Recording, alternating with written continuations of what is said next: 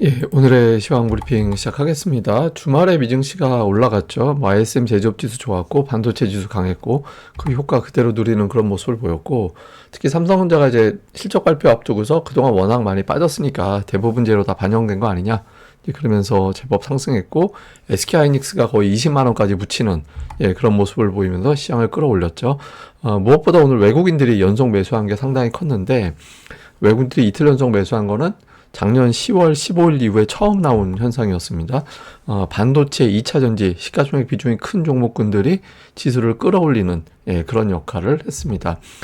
우선 이제 시장이 올라갈 수 있었던 건 뭐 첫 번째로 미증시 반도체주 영향이 컸다라고 봐야 돼요. 그러니까 엔비디아가 4.4% 올라가고 마이크론 테크놀로지가 2.9% 올라갔는데 최근에는 원래 이제 하이닉스하고 마이크론 테크놀로지하고 주가가 비슷하게 가잖아요. 그런데 뭐 작년도부터는 하이닉스가 엔비디아의 중요한 어떤 공급처로 부각이 돼 있는 상태다 보니까 하이닉스하고 엔비디아 주가하고 되게 방향성이 좀 비슷하게 가죠. 그런데 엔비디아가 사상 최고가에 별로 이제 차이 안 나는 정도까지 올라왔잖아요. 그리고 재료들도 괜찮았고 그러다 보니까 엔비디아 신고가 가면 하이닉스를 비롯한 반도체주 강한 게 맞잖아. 뭐 이런 어떤 흐름들이 나오게 된 거죠. 근데 이게 반도체가 좀 이슈였던 게 그러니까 미국에서 주요 종목들 상승률을 보면 지난 주말에 상승률 상위 종목들이거든요. 뭐 슈퍼마이크로 올라가고 이제 엔비디아 있고 뭐 AMD도 있고 그 아래 보면 뭐 램 리서치, 마이크론 테크놀로지가 주요 상위 종목이었는데 여기에 이제 또 하나 비스트라 에너지라든가 NRG 에너지라든가 이런 종목은 전력 관련된 종목이거든요. 근데 전력 관련 종목군들이 저렇게 크게 올라갔던 거는 자체적인 다른 재료가 있었다라기보다 그 마이크로소프트가 데이터 센터 대규모 투자한다고 하고 또 AI가 워낙 전력을 많이 먹잖아요. 그 관련해서 전력 수요가 급증할 것이다. 이것 때문에 올라갔던 거였거든요. 그러니까 지난 주말에 미증시를 끌어올린 게 대부분 다 AI 관련된 종목이었다라는 거예요. 그래서 이런 부분들이 우리나라 이제 반도체주를 끌어올리는 중요한 기준이 됐고 실제로 오늘 아시아 증시 보면 우리나라하고 대만 되게 많이 올랐어요. 오늘 TSMC가 4% 넘게 올라갔거든요. 그래서 외신에서는 아시아에서 이렇게 반도체주들이 올라간 이유로 두 가지를 꼽았습니다. 마이크로소프트가 AI 데이터 센터에 117조 원을 투자한다고 한다. 800억 달러 정도 투자한다라고 그랬죠. 그다음에 이제 또 폭스콘이 작년도 매출이 사상 최고치를 기록했는데 그 AI 특수 때문에 그렇게 크게 올라갔다더라. 그러니까 이 두 가지가 아시아 특히 SK하이닉스라고 블룸버그에서는 탁 찍던데 하이닉스의 주가를 끌어올린 중요한 뉴스가 됐다. 이렇게 이제 코멘트를 했습니다. 그래서 반도체가 강했다라는 게 하나가 있고 또 하나는 뭐 제가 계속 지난주 금요일에 마감할 때 그 ISM 제조업 지수가 되게 중요한 변수가 될 것 같다라고 말씀을 드렸었잖아요. 근데 이게 이제 올라갔죠. 이게 뭐 여러 번 보여드린 차트입니다만은 우리나라 테크 섹터 지수하고 미국 제조업 지수하고 비슷하게 간다. 그리고 수출 증가율하고 ISM 제조업 지수하고 좀 방향성이 비슷하기 때문에 이 지표가 잘 나오면 지난 12월 때도 이 지표 잘 나오고 외국인들이 확 매수 들어오고 그 다음날 하필이면 계엄령 터져가지고 이제 주저앉았지만 어쨌든 이 데이터에 외국인들이 좀 반응한 걸로 보인다라고 말씀을 드렸었잖아요. 근데 뭐 이건 이제 하나증권에서도 주말에 보고서가 잘 나왔더라고요. 이거 한번 같이 보시면 도움이 될 것 같은데 어쨌든 이 데이터가 잘 나오면서 또 외국인 투자자들이 한국 주식 좀 사볼 만한데 이렇게 평가를 했던 것 같습니다. 그리고 오늘 2차 전지 관련주도 제법 올랐잖아요. 그러니까 리비안이 급등을 했거든요. 주말에 24%. 보통 테슬라 올라갈 때는 2차 전지가 별로 반응을 못했죠. 왜냐면 테슬라 상승 요인 중에는 머스크 개인기에 의한 상승이 좀 있지 않냐. 뭐 이런 분석이 많이 있었잖아요. 뭐 로봇이라든가 이런 것들도 주목을 받아야 하나. 이제 주로 머스크가 정치적인 어떤 위상이 강력해진 거, 그 부분에 반응했다 이런 평가가 있었는데 리비아는 전기차 많이 팔려서 올라간 거잖아요. 그래서 2차 전지가 올라갈 만한 재료가 생긴 거죠. 그래서 여기에 이제 또 2차 전지주들도 반응을 했던 것 같습니다. 그리고 무엇보다 이제 워낙 많이 빠졌잖아요. 지금 코스피가 지난달까지 6개월 연속 하락했는데 역대 6개월 이상 연속 하락한 거는 이번 포함해서 4번밖에 없었고요. 7개월 연속 하락은 1997년인가 그때밖에 없었어요. 예, 그 이후에는 6개월 연속 하락이 최장이었거든요. 근데 지금 6달 연속해서 빠졌고 주가는 120월선이고 그러니까 이 정도 되면 기술적 반등은 세게 한번 나올 만하다. 그러니까 이런 투자자들의 평가도 좀 어느 정도까지 올라가도 인간적으로 하는 표현이 좀 그렇죠. 그러니까 제 친구 중에 약간 인간적으로 하는 표현을 잘하는 애가 있어서 예, 그 정도로 좀 많이 올라갔던 것 같습니다.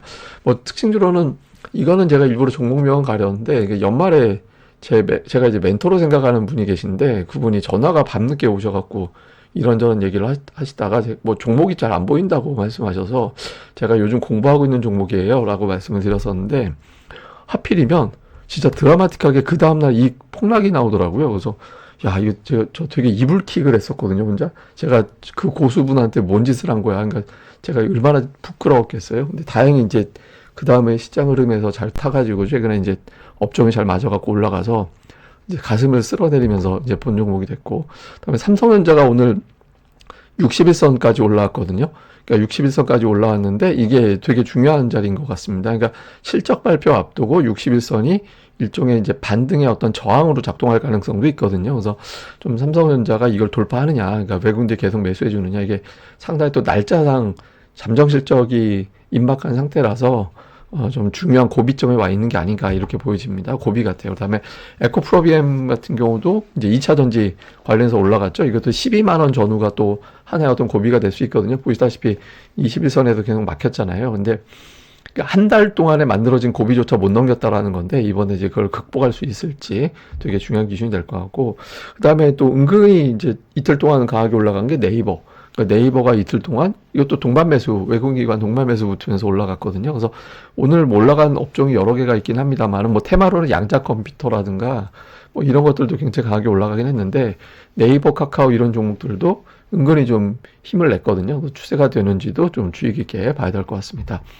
수급에는 뭐 외국인들이 오늘 3,700억 원 되게 많이 매수를 했습니다. 그 다음에 코스닥은 매도를 했는데 다만 이제 장중에 매도 되게 많이 했다가 이제 그나마 좀 줄였어요. 그리고 이제 콜 사고 풋 팔고. 근데 선물을 막판에 되게 많이 줄였거든요. 그래서 약간 2,500에 대해서는 좀 의식하는 것 같아요.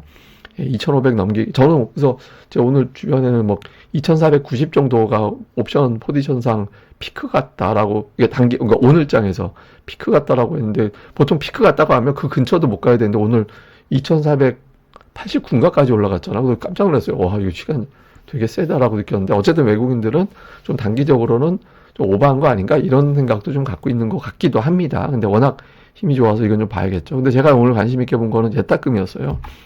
예탁금이 이제 연말 연초에 갑자기 증가해서 이거 혹시나 할 수 있는데 아니다. 저 연말 연초에 일시적으로 자금이 들어왔다 나갔다 하는 게 있기 때문에 좀 일시적일 수 있다라고 이제 봤는데 역시 이제 들어왔던 게 나갔거든요. 근데 지금부터는 예탁금 추이는 잘 봐야 될 것 같아요. 그러니까 시장이 강했기 때문에 이 강한 걸 보고 증시에 자금이 새로 유입될 수 있잖아요. 근데 그 기준이 개인 장세에 의한 유동성 장세는 저 기준으로 60조 원 넘어가면 장세가 확 개인들이 물론 저거는 후행으로 들어올 수도 있긴 해요.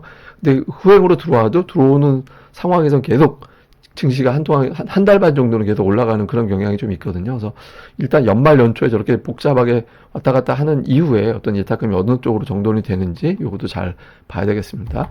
그러니까 종목으로는 뭐 오늘 삼성전자, 하이닉스 두 종목 순매수한 게 그러니까 삼성전자, 하이닉스, 삼성전자, 우선주 뭐 이거 다 합치면 한 3천억 정도, 4천억 정도 들어왔거든요. 그러니까 두 종목 빼면 외국인들이 매수한 게 아니에요.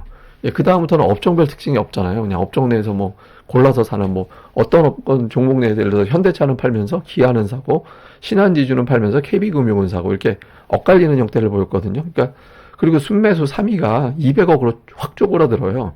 그러니까 오늘 그냥 반도체만 샀다.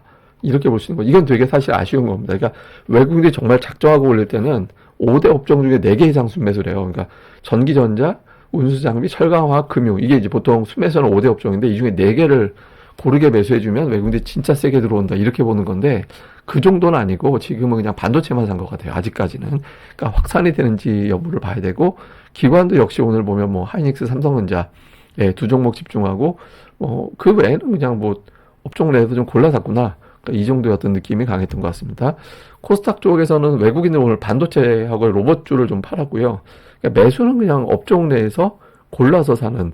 그러니까 뭐 반도체나 로봇에서 골라서 몇 개 사고 골라서 팔고 근데 이제 매도 쪽에 그래도 반도체 쪽 매도가 많았죠. 근데 기관은 오늘 뭐 거의 그러니까 반도체 다 담은 거예요. 어떻게 보면 여기 보시면 저 보여지는 종목군들 매수 상해 거의 70% 정도는 반도체로 채웠잖아요. 그래서 오늘 기관이 반도체에 되게 집중했다. 근데 이게 연말에 제가 보기엔 빌드업이 돼 있었어요. 그러니까 제가 뭐 텔레그램에서 맨날 기관의 매수 누적되거나 아니면 매도하다가 바뀐 종목들 봐야 된다고. 근데 그게 그 반도체 쪽 종목군들 보면 연말에 그런 식으로 수급이 박혀선 종목들이 많이 있었거든요. 그래서 이게 이제 이 상황에서 여기로, 근데 기관이 이렇게 길게 가지 않는 케이스들이 많아서 이제 좀 뭐 새롭게 또 여기서 매수 시작하는 종목군들이 나올 수 있으니까 이제 그 부분도 잘 봐야겠습니다.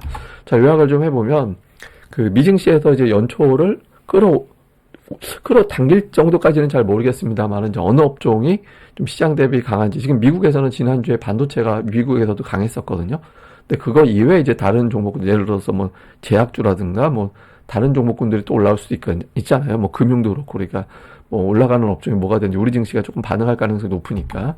그 다음에 이제 연준 인사들이 발언이 되게 많이 나올 거예요. 근데 그런 과정에서 금리가 지금 시장에서는 4.6% 안 넘어갈 것 같아. 이렇게 반응하는 느낌이거든요. 그러니까 그거 걱정 안 해. 그러면서 이제 내려온 건데 여기서 갑자기 금리가 4.6 위로 확 올라버리면 시장이 좀 긴장할 수도 있습니다. 그래서 금리 추이 봐야 되고. 다음에 오늘 너무 전기전자 쪽에만 집중되어 있었거든요.